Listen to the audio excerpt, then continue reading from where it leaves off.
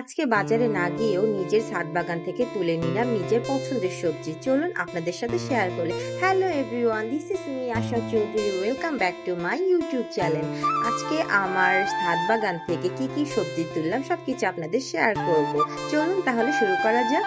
আজকে সকালে ঘুম থেকেই উঠে আমি সকালবেলা ছাদে আসি, কারণ সকালবেলা ছাদে না আসলে আমার ভালো লাগে না, যেহেতু এখন ব্যস্ততার জন্য ছাদে বেশি আসতে পারি না।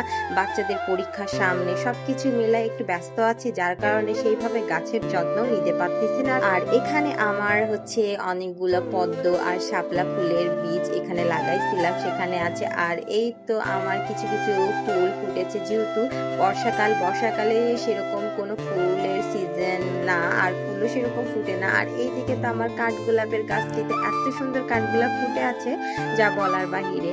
আর দেখেন কতগুলা কাঠগোলাপ নিচে পড়ে আছে। আর মাশাআল্লাহ এবার আমার গাছটা কিন্তু অনেক বেশি কাঠগোলাপ দিয়েছে এবছরে বলতে গেলে। যাই হোক, আমার এখানে অনেকগুলো পুঁই শাক হয়েছে। আমি এখানে কি করেছি, আমি এখানে অল্প একটু মাটি দিয়ে চারপাশে কাঠ দিয়ে জোড়া লাগাই। এখানে আমি কয়েকটা পুঁই শাকের ডাল রোপণ করেছিলাম, যেটা আমি বাজার থেকে কিনে এনেছিলাম। শাকগুলো খাওয়ার পর ছোট ছোট ডাল ছিল, সেই ডালগুলো আমি এখানে রোপণ করে দিয়েছি, যার কারণে সেখান থেকে বৃষ্টির পানি পেয়ে এত সুন্দর সবজিগুলো হয়েছে যা বলার বাহিরে। আর শাকগুলো এত তাড়াতাড়ি বড় হবে আমি জানতামই না। আসলে যত্ন করলে সবকিছু জিনিসই অনেক সুন্দরভাবে হয় আর খুব তাড়াতাড়ি ফলন দেয়। সেক্ষেত্রে আমার এই শাকগুলো তো মাশাআল্লাহ। আর আমার পুঁই শাক অনেক বেশি পছন্দ বলতে গেলে। আমি শাকের মধ্যে পুঁই শাক আর কলমি শাকটাই বেশি খাই। আচ্ছা, আপনাদের শাকের মধ্যে কোন শাকটা বেশি পছন্দ অবশ্যই কিন্তু কমেন্ট বক্সে জানাবেন। আর এখানে আমি ছোট ছোট কচি ডাঁটাগুলো তুলে নিচ্ছিলাম, কেননা এগুলো আমি আজকে ডাল দিয়ে রান্না করব।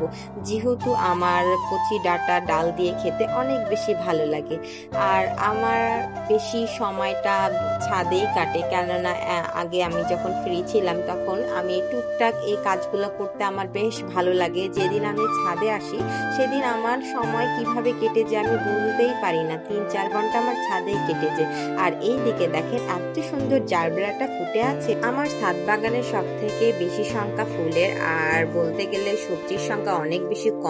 আর আমি এবার চিন্তা করেছি শীত আসার আগে আগে আমার শীতের যেসব সবজি আছে সবকিছু আমি সুন্দরভাবে রোপণ করব, যেহেতু শীত বলে কথা। শীতের সবজি এত মজা যা বলার বাহিরে। আর এই দিকে কথা বলতে বলতে আমার শাক তুলা একদম শেষের দিকে। এই তো আমার নিজের একার রান্নার জন্য বেশ খানিকটা শাক আমি তুলে নিয়েছি, আর এগুলো আমি রান্না করবো। আর টাটকা শাক খেতে বেশি মজা। আর এইদিকে চাল কুমড়া। আমার চাল কুমড়ার গাছ আমি এক সাইডে উঠে দিয়েছিলাম, সেখানে ঝড়ের কারণে সেই গাছটা নষ্ট হয়ে গেছে। আর এখানে আমি একটা গাছ রেখেছি, সেই একটা গাছ থেকে মাশাআল্লাহ কত বড় একটা চাল কুমড়া হয়েছে। আর এটা আমি কচি অবস্থায় খাবো, বেশি দিন যদি রাখা হয় তাহলে যদি পোকা ধরে, সেই ভয়ে আমি চাল কুমড়াটা জলদি আজকে কেটে নিব। যেহেতু আজকে রান্না করব না, রান্না করব কালকে। আর এই দেখেন কত বড় একটা চাল কুমড়া। নিজের কাছে সবজি পেলে এত বেশি ভালো লাগে যা বলার বাহিরে। আর এই সবজিগুলো খেতে অনেক বেশি টেস্টি আর ইয়াম্মি হয়ে থাকে।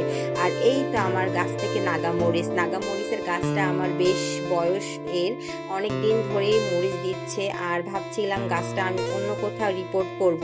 আর এই দিকে মাশাআল্লাহ সব গাছে আমার মরিচের গাছে ফুল আসছে, আর প্রত্যেকটা মরিচের গাছে অনেক বেশি ফুল আসছে। আর এই দিকে আমি কি বলে করলা, এই গাছটা আমি রোপণ করিনি, এমনিতে হয়েছে। জানি না কিভাবে, হয়তো পাখি এটার বিচি এনে এখানে ফেলাই দিছে, যার কারণে হতে পারে। তো আজকে আমার ছাদ বাগানের ভিডিওটা যদি আপনাদের ভালো লাগে অবশ্যই আমার চ্যানেলটা সাবস্ক্রাইব করে দিবেন আর বেল আইকনটি প্রেস করে দিবেন। সো সবাই ভালো থাকবেন, সুস্থ থাকবেন। আল্লাহ হাফেজ।